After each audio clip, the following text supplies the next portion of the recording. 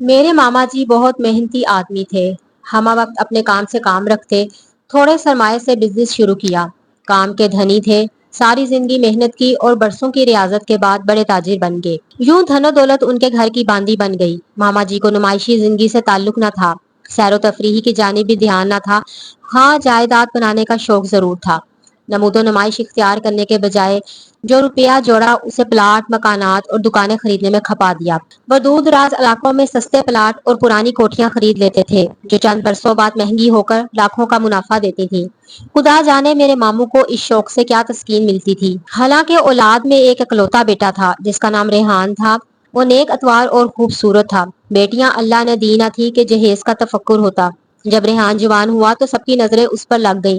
رشتہ داروں میں ہر ایک اپنی بیٹی کا رشتہ ریحان کو دینا چاہتا تھا۔ ماں باپ بھی اسی آرزو میں جی رہے تھے کہ بیٹے کے سر پہ سہرا باندھے۔ بچپن میں ممانی کا خیال تھا کہ اس کی شادی میری بہن سے کریں گی، لیکن جب دولت چھپڑ پھاڑ کر بسنے لگی تو ان کی نیت بدل گئی اور ان کو میری آپی سے رشتہ بے جوڑ لگنے لگا۔ انہوں نے باتوں باتوں میں میری والدہ کو باور کرا دیا کہ وہ بیٹے کا رشتہ اپنے ہم پلہ لوگوں میں کریں گی، لہٰذا آپ لوگ اس آس میں نہ رہے۔ ریحان سیدھا سادہ بس اللہ لوگ تھا۔ اس لڑکے نے کبھی نہ سوچا تھا کہ خود ہی کسی لڑکی کو پسند کر لوں۔ وہ تو کسی کی جانب آنکھ اٹھا کر دیکھنے سے بھی لجاتا تھا۔ اس کی ماں نے بہو پسند کرنے کی مہم شروع کر دی۔ بالآخر ان کو ایک لڑکی پسند آ گئی جس کا نام فائقہ تھا۔ ممانی ہر ایک سے یہی کہتی تھی کہ میں نے ریحان کے لیے جو لڑکی پسند کی ہے وہ چندے آفتاب ہے۔ جوڑی کو چندے آفتاب، چندے مہتاب ہی ہونا چاہیے۔ فائقہ اپنے نام کی طرح سچ مچ چاند کا ٹکڑا تھی، مگر یہ چاند بے داغ نہیں تھا۔ وہ پہلے ہی کسی کی صورت آنکھوں میں بسا چکی تھی اور اس کے دل پر محبت کا داغ ثبت ہو چکا تھا۔ اس کو اپنا رشتہ ریحان سے طے ہونے پر بہت قلق ہوا۔ اس طرح وہ اپنے محبوب سے بچھڑ جاتی۔ اس نے عاصم کے ساتھ تعلیم حاصل کی تھی، گرچہ گریجویشن کے بعد کالج کو خیر آباد کہہ دیا تھا، مگر اس کے بعد بھی آپس میں روابط رکھے ہوئے تھے اور باقاعدگی سے ملتے رہتے تھے۔ فائقہ کے والدین آزاد خیال تھے۔ ان کو پرواہ نہ تھی کہ ان کی بیٹی سہیلی کے گھر کا کہہ کر کہاں جاتی ہے اور کتنی دیر میں واپس آتی ہے۔ بہرحال منگنی ہو گئی۔ ماموں مانی بہت خوش تھے تو ریحان بھی بہت خوش تھا کہ لڑکی کے حسن نے سحر کا کام کیا تھا۔ یہ کس سے خبر تھی کہ وہ تو پہلے سے ہی عشق کی زنجیروں میں جکڑی ہوئی مجبور لڑکی ہے۔ وہ ایف اے تک میرے ساتھ پڑھ چکی تھی۔ میری اس کے ساتھ دوستی تھی، لہٰذا میں اس کو جانتی تھی، اور میں ہی کیا کلاس کی سب لڑکیاں جانتی تھیں کہ جب وہ کوئی خیال دماغ میں بٹھا لیتی تو پھر اس کو نکالنا محال ہوتا تھا۔ اسی لیے سب اس کو جنونی لڑکی کہا کرتی تھیں، اور یہاں تو سوال دل کا تھا۔ میں سمجھ رہی تھی وہ بھی ریحان سے شادی پر راضی نہ ہوگی کیونکہ وہ عاصم سے وعدہ کر چکی ہے۔ اس کے والدین دولت مند تھے، ان کو اپنی دولت و حیثیت کا بخوبی علم تھا۔ انہوں نے بیٹی کو سمجھایا کہ ریحان کا رشتہ بہت اچھا ہے کیونکہ لڑکا نیک اتوار اور خوبصورت ہے اور سونے پر سہاگا والدین کی دولت کا اکلوتا وارث ہے، لہٰذا ہمارا کہا مان لو اور اس رشتے سے انکار مت کرو۔ والدین کے دباؤ سے بے حد پریشان بھی کیونکہ عاصم ایک اوسط گھرانے سے تھا جہاں زندگی سفید پوشی کے کفن میں لپٹی ہوئی تھی۔ در ہزاروں خواہشات کا گلا گھونٹ کر جینا پڑتا تھا۔ دوست ہونے کے ناطے فائقہ نے اپنی پریشانی مجھ سے بیان کی۔ وہ نہیں جانتی تھی کہ ریحان کا رشتہ بچپن میں بھی میری آپا سے طے ہوا تھا۔ بہرحال وہ مجھ پر اعتماد کرتی تھی، تبھی کہا، سارا بتاؤ میں کیا کروں؟ میں اپنے والد سے مقابلہ نہیں کر سکتی تو کیا میں عاصم کے ساتھ بھاگ جاؤں؟ ایسا مت کرنا، میں نے اس کو سمجھایا۔ والدین کو دھوکہ دے کر گھر سے بھاگ جانے پر جانتی ہو ان کو کس قدر صدمہ ہوگا۔ انہوں نے تمہیں پالا پوسا، تمہارے لاڈ اٹھائے ہیں، کیا یہ صلہ دو گی تم ان کے پیار کا؟ جبکہ عاصم کے خاندان کے بارے میں تم جانتی بھی نہیں، اس کا گھر دیکھا ہے اور نہ اس کی فیملی سے ملی ہو۔ یہ تو آنکھیں بند کر کے کنویں میں چھلانگ لگانے والی بات ہے۔ تو پھر میں کیا کروں؟ تم عاصم سے ملتی ہو نا؟ ہاں، میں تو اسے ایک لمحے کی رپورٹ دیتی ہوں۔ ہم مسلسل رابطے میں ہیں۔ کیا تم نے اسے بتایا ہے کہ تمہارا رشتہ ریحان سے ہو رہا ہے؟ ہاں بتایا ہے۔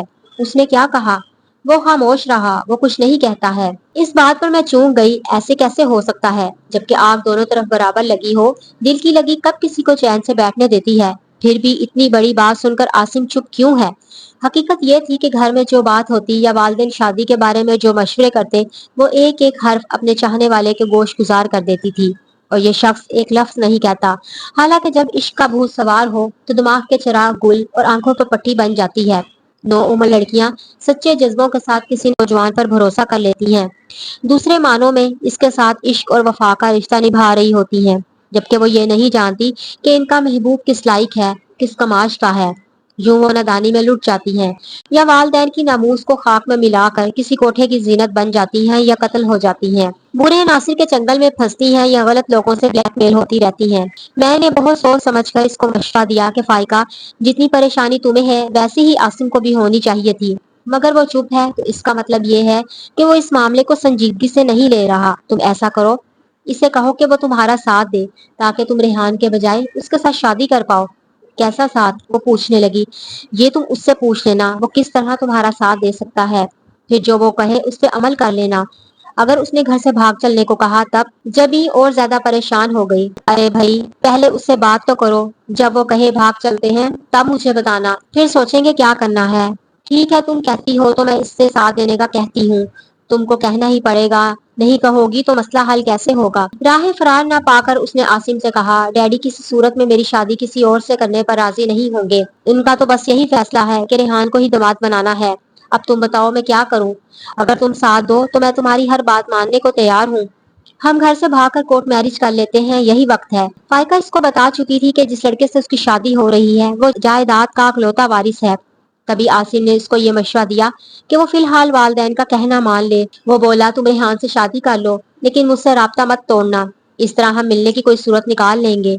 ये जवाब सुनकर फाइका और परेशान हो गई। सोचने लगी कि आसिम को ये पता नहीं है कि एक शादीशुदा औरत का किसी दूसरे मर्द से मिलना या राब्ते में रहना इतना आसान नहीं होता। फिर भी उसने कितने आराम से ये बात कह दी। एक बार भी नहीं कहा कि शादी से इनकार कर दो, या मैं अपने घर वालों को रिश्ते के लिए तुम्हारे घर भेजता हूँ। फाइका के वालिद रोशन ख्याल थे। मुमकिन था कि उसके आंसू इनका दिल मोम कर ही लेते, लेकिन ऐसा तभी मुमकिन था जब आसिम एक बार रिश्ता मांगने की हामी तो भरता। फाइका ने मुझे बताया कि आसिम ने तो ठंडे ठंडे ये जवाब दिया है। अब क्या करूं? मुझे अंदाजा था कि आसिम एक लालची नौजवान है, जबकि फाइका अपने जज्बे में सच्ची और खरी है, मगर कच्ची उम्र में तजर्बा नहीं होता। इस जैसी लड़कियां नहीं जानती कि जमाना क्या है, दुनिया कैसी है, लोग कैसे हैं, और जिसको हम दिल की गहराइयों से चाहते हैं वो कैसा है। फाइका वालदैन की लाडली भोली भाली बेटी थी। वो ये कैसे अंदाजा कर सकती थी कि आगे क्या होने वाला है। इस जैसी लड़कियों को कुछ पता ही नहीं होता, ना मुस्तकबिल में पेश आने वाली संगीनियों का एहसास होता है। बस इश्क का जादू सर चढ़कर बोल रहा होता है, तभी ये लड़कियां बर्बाद हो जाती हैं।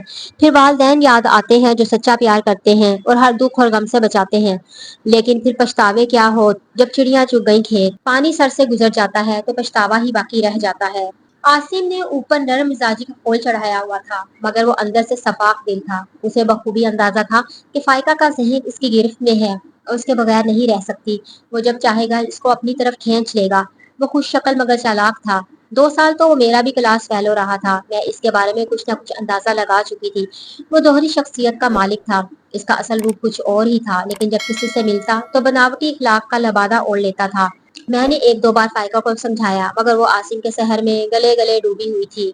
वो इसके लिए कुछ भी कर सकती थी। मैंने सेकेंड ईयर के आखिरी दिनों में इससे किनारा कर लिया था। जब बात करती तोते की तरह आसिम की रट लगाए रखती थी। मैं इसको जनूनी लड़की कहा करती थी। आसिम भी इसकी इस कमजोरी से वाकिफ था। जब इसने फाइका से कहा कि तुम रेहान से शादी कर लो, तो फाइका को ढारस हो गई कि बाद में कोई हल निकाल कर वो इसे अपना लेगा। जो इस लड़की ने महबूब का कहा मानकर रेहान से शादी कर ली। आसिम ने चूंकि इससे वादा ले लिया था कि शादी के बाद वो इससे राब्ते में बरकरार रहेगी, तभी जब इसका शोहर घर से जाता वो फोन पर आसिम से बातें करती हुई इससे हदायत लेती। आसिम इसको समझाता कि तुम अपने शोहर के साथ अच्छी तरह रहो, इसका प्यार का जवाब प्यार से दो, इसको बिल्कुल शक ना हो कि तुम्हारी नीयत कुछ और करने की है, क्योंकि तुमको इसका एतमाद जीतना है। जब तक तुम इसका एतमाद ना जीतोगी हम अपना मकसद ना पा सकेंगे। फाइका को क्या खबर थी कि खोट तो आसिम की नीयत में है। अगर वो इसका घर बसाए रखने या इसके माँ बाप की इज्जत की खातिर ऐसी हदायत इससे करता तो बिलाशुबा वो एक अजीम और फरिश्ता सिर्फ इंसान होता, लेकिन ऐसा बिल्कुल ना था। उधर बेचारा रेहान, जो फाइका को पाकर बेहद खुश था, अपनी बीवी को टूटकर चाहने लगा था। वो इसका बहुत ख्याल रखता था। मामू और मुमानी उस पर सदके बारी होते। मुद्दत बाद इस घर में खुशी आई थी। वो सबकी चहेती थी। कुछ दिनों तक रिश्तेदारों की चहल पहल रही और मुबारक सलामत का सिलसिला चलता रहा। दावतें होती रही। फिर जब यह हंगामा जरा सर्द हुआ तो फाइका ने आसिम से पूछा, अब मुझे क्या करना है? इन लोगों ने तो मुझसे बहुत ज्यादा दिल लगा लिया है। यहाँ नई जिंदगी शुरू हो चुकी है और मैं इस जिंदगी का हिस्सा बनती जा रही हूँ। हम कैसे एक हो सकेंगे?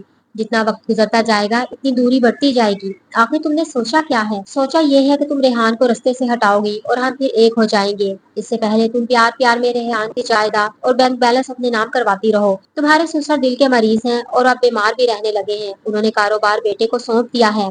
میں اسی لیے مناسب وقت کے انتظار میں ہوں۔ جو لوگ منفی سوچیں رکھتے ہیں، لمبی منصوبہ بندی کرتے ہیں، وہ بڑے تحمل کے ساتھ اپنی منصوبہ بندی کو کامیابی سے ہمکنار کرنے کا بھی سوچتے رہتے ہیں۔ عاصم کا ذہن اسی طرح تھا اور فائقہ روبوٹ کی طرح اس کے ہر حکم پر عمل کرتی تھی۔ ہمارے ماموں ممانی زیادہ چلاک نہ تھے، انہیں گمان بھی نہ تھا وہ جس بہو کو پھولوں کی طرح رکھتے ہیں، اپنی بیٹی سمجھتے ہیں، وہ کس ڈگر پر چل رہی ہے۔ انہی دنوں ماموں بیمار ہوئے اور وفات پا گئے۔ ایک بڑا کانٹا خود ان کے راستے سے نکل گیا اور ساری جائیداد ریحان کے نام ہو گئی۔ اب فائقہ نے کہنا شروع کر دیا کہ آپ جائیداد میرے نام کر دیں، اگر آپ کو مجھ سے محبت ہے تو مجھے محفوظ کریں۔ ریحان نے کہا، ایک شرط پر، جو ہی ہمارے گھر پہلا بچہ ہوگا جائیداد تمہارے نام ہو جائے گی۔ فائقہ جو بچے کی پیدائش کے حوالے سے احتیاطوں میں لگی تھی، اس نے عاصم کو شوہر کی شرط بتا دی۔ عاصم نے کہا، کوئی بات نہیں، اس طرح اگر تم صاحبہ جائیداد ہو جاتی ہو تو یہ گھاٹے کا سودا نہیں ہے۔ تب فائقہ نے احتیاط چھوڑ دی اور ایک بیٹی کی ماں بن گئی۔ اب اس نے شوہر کو اس کی شرط یاد دلائی۔ ریحان نے تو بیوی کی محبت میں سرشار رہتا تھا۔ اس نے کہا، یہ بھی کوئی مسئلہ ہے میری جان، میں تمہارا ہوں اور میری ہر شے تمہاری ہی ہے۔ یوں ایک روز اس نے محبت کی سرشاری میں آدھی جائیداد بیوی کے نام کر دی اور کہا، باقی کی جائیداد بیٹے کی پیدائش پر تحفہ دوں گا۔ ممانی نے تو پہلے ہی اپنا حصہ ریحان کے نام کر دیا تھا، انہوں نے اور کس سے دینا تھا۔ جب فائقہ نے بیٹے کو جنم دیا تو ریحان کی خوشی کا کوئی ٹھکانہ نہ تھا۔ اب بھلا کون ان کی خوشگوار زندگی کے بارے میں شک کر سکتا تھا۔ ریحان نے اپنی کل مال و متاع کا مالک بیوی کو بنا دیا۔ عورت کتنی بھی گمراہ ہو، جب ماں بن جاتی ہے تو اپنے بچوں سے وفادار ہو جاتی ہے اور اسی سبب شوہر کے ساتھ بھی وفا نبھا دیتی ہے۔ مگر فائقہ جانے کس مٹی کی بنی تھی کہ اسے نہ تو بچوں کا خیال تھا اور نہ شوہر کے بے لوث پیار کا۔ اس کا دل خامن کی چاہت پا کر بھی اس کی جانب مائل نہ ہو سکا۔ اب بھی وہ عاصم کے سحر میں گرفتار اس کے خیالوں میں گم رہتی تھی، جبکہ ایک شادی شدہ عورت کے لیے وہ غیر محرم تھا۔ لیکن اس نادان کے دل پر تو جیسے مہر لگ چکی تھی کہ اسے اچھائی، برائی، گناہ و ثواب کسی بات کا لحاظ ہی نہ رہا۔ وہ اگر شادی کے بعد عاصم سے رشتہ توڑ کر رابطے ختم کر ڈالتی تو اپنا گھر آباد کر کے گھریلو خوشیوں سے دامن بھر لیتی اور اپنے بچوں کی محبت سے بھی لطف اندوز ہوتی۔ مگر اس بد نصیب عورت کے لیے خوش نصیبی، گھر کا سکون، شوہر کا پیار، تمام آسائش و آرام بےمانی ہو گئے تھے۔ واقعی وہ ایسی جنونی لوگوں میں سے تھی جن کو اخلاقی اقدار کا لحاظ نہیں رہتا۔ ممانی اب اکثر بیمار رہنے لگی تھی۔ فائقہ نے ریحان سے کہا، مجھ سے تمہاری ماں کی خدمت نہیں ہوتی، مجھے الگ گھر میں رہنا ہے، اپنے بچوں کو دیکھوں یا تمہاری ماں کی دیکھ بھال کروں۔ ریحان اپنی بوڑھی ماں سے علیحدہ نہیں ہونا چاہتا تھا۔ اس بات پر آئے دن جھگڑا فساد رہنے لگا۔ ماں تو پھر ماں ہوتی ہے، اس نے جب گھر میں اپنی وجہ سے کسی کی بے سکونی دیکھی تو بیٹے کی پریشانی کا غم دل پر لے لیا۔ وہ بہو کی چیخ چیخ سن کر اتنی بیمار پڑی کہ انہیں ہسپتال میں داخل کرانا پڑا۔ ساس کی غیر موجودگی میں بہو کو پوری آزادی مل گئی۔ اب منصوبے پر عمل درآمد کا وقت آ گیا تھا۔ نوکر نے کہا کہ میں اماں کو دیکھنے ہسپتال جا رہی ہوں، تم بھی ساتھ چلو۔ اس نے دونوں بچوں اور آیا کو بھی ساتھ لیا۔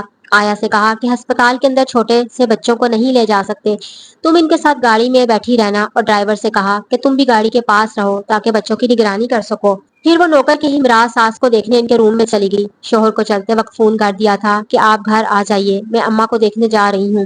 ریحان کے پاس گھر کی دوسری چابی تھی، وہ فوراً گھر روانہ ہو گیا۔ گیٹ پر پہنچا، تالا کھولا اور آرام کرنے اپنے کمرے میں چلا گیا۔ رات بھر ماں کے پاس جاگتے گزارنے سے وہ بہت تھک گیا تھا، لیٹتے ہی نیند آ گئی۔ فائقہ نے گھر کی ایک چابی عاصم کو دے رکھی تھی جو اس منصوبے میں کام آنے والی تھی۔ ایک پڑوسی نے گیٹ کھلا دیکھا تو اسے چھمبا ہوا کہ آج ریحان کا گیٹ کھلا کیوں ہے، یہ لوگ تو چھوٹے بچوں کی وجہ سے ہمیشہ گیٹ بند رکھتے ہیں۔ اس نے جھانکا تو جو گاڑی ریحان کے استعمال میں رہتی تھی سامنے نظر آ گئی، جبکہ دوسری گاڑی اور ڈرائیور موجود نہیں تھے۔ اس نے نوکر کو آواز دی جو ہمیشہ گیٹ پر موجود رہتا تھا، مگر آج وہ بھی موجود نہ تھا۔ اس نے بہت آوازیں دی، بیل دی، مگر کوئی جواب نہ ملا، جیسے گھر میں کوئی موجود نہ ہو۔ راہیل ان کا پرانا پڑوسی تھا، وہ جانتا تھا ریحان کی امی بیمار ہے اور ہسپتال میں داخل ہے، شاید ایمرجنسی میں یہ لوگ نکلے ہیں اور گیٹ بند کرنا بھول گئے۔ وہ گھر کے اندر چلا گیا، اس نے ریحان کو پکارا، اس کے کمرے کا دروازہ بھی کھلا تھا۔ اس نے جو کمرے کا نظارہ دیکھا تو کانپ کر رہ گیا، کسی نے ریحان کو گولی مار دی تھی، کیونکہ وہ فرش پر اوندھے منہ پڑا تھا اور خون فرش پر بکھرا ہوا تھا۔